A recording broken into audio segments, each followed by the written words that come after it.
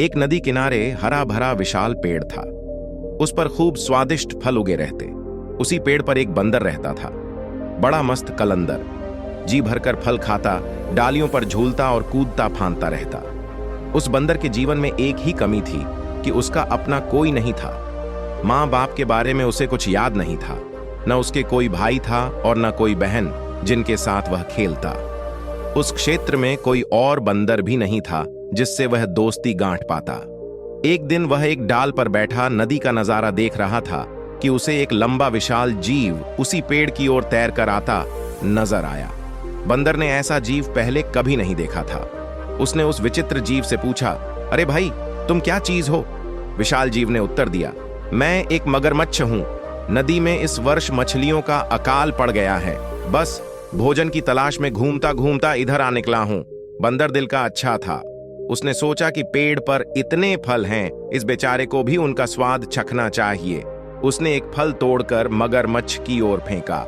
मगरमच्छ ने फल खाया, बहुत रसीला और स्वादिष्ट। वह फटाफट फल खा गया और आशा से फिर बंदर की ओर देखने लगा। बंदर ने मुस्कुराकर और फल फेंके।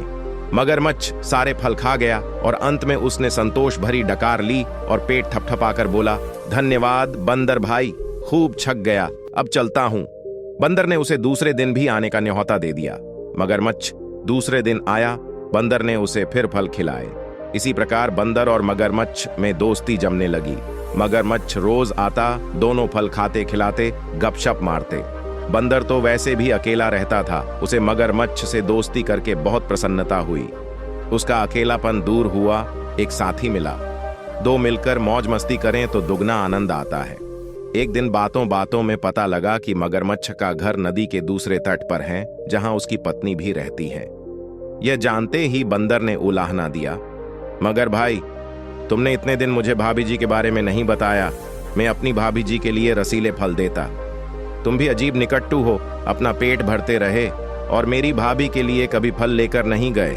उस शाम बंदर ने मगरमच्छ को जाते समय ढेर सारे फल चुन चुन कर दिए। अपने घर पहुंचकर मगरमच्छ ने वह फल अपनी पत्नी मगरमच्छनी को दिए। मगरमच्छनी ने वह स्वाद भरे फल खाए और बहुत संतुष्ट हुई। मगरमच्छ ने उसे अपने मित्र के बारे में बताया। पत्नी को विश्वास न हुआ। वह बोली, जाओ, मुझे बना रहे हो। बंदर की कभी किसी मगर से दोस्ती हुई है?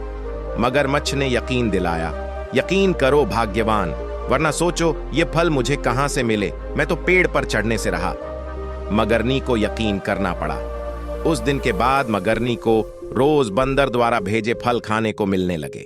उसे फल खाने को मिलते यह तो ठीक था, पर मगरमच्छ का बंदर से दोस्ती के चक्कर में दिन भर दूर रहना उसे खलना लगा। खाली बैठे बैठे ऊंच नीच सोचने लगी। वह स्वभाव से दुष्टा थी।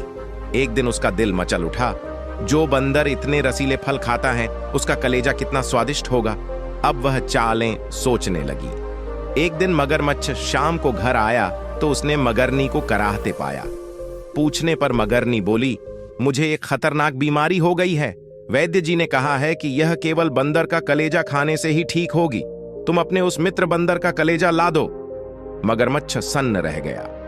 वह अपने मित्र को कैसे मार सकता है? ना ना, यह नहीं हो सकता। मगरमच्छ को इनकार में सिर हिलाते देखकर मगरनी जोर से हाय हाय करने लगी।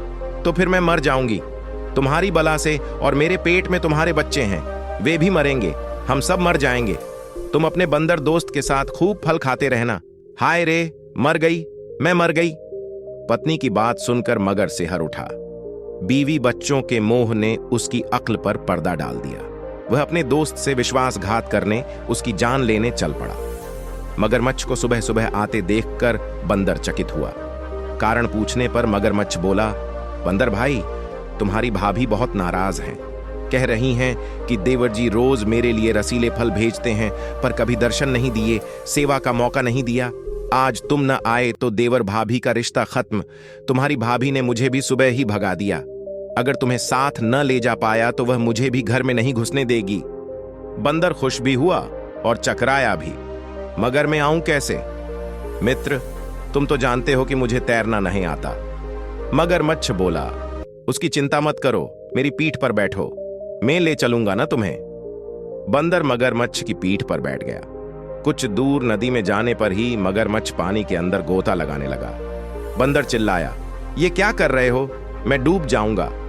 मगरमच्छ हंसा, तुम्हें तो मरना है ही। उसकी बात सुनकर बंदर का माथा ठनका। उसने पूछा, क्या मतलब? मगर ने बंदर को कलेजे वाली सारी बात बता दी। बंदर हक्का बक्का रह गया।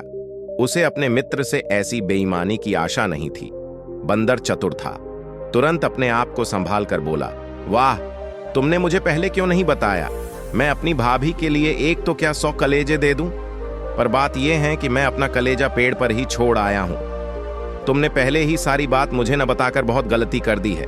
अब जल्दी से वापस चलो ताकि हम पेड़ पर से कलेजा लेते चलें। देर हो गई तो भाभी मर जाएगी, फिर मैं अपने आप को कभी माफ नहीं कर पाऊंगा। अक्ल का मोटा मगरमच्छ उसकी बात सच मानकर बंदर को लेकर वापस लौट चला। जैसे ही वे पेड़ के पास पहुंचे, बंदर लपक कर पेड़ की डाली पर चढ़ गया और बोला, मूर्ख, कभी कोई अपना कलेजा बाहर छोड़ता है? दूसरे का कलेजा लेने के लिए अपनी खोपड़ी में भी भेजा होना चाहिए। अब जा और अपनी दुष्ट बीवी के साथ बैठकर अपने कर्मों को रो। ऐसा कहकर बंदर तो पेड़ की टहनियों में लुप्त हो गया और अक्ल का दुश्मन मगरमच्छ अपना माथा पीटता हुआ लौट गया। सीख, दूसरों को धोखा देने वाला स्वयं धोखा खा जाता है। संकट के समय बुद्धि से काम लेना चाहिए।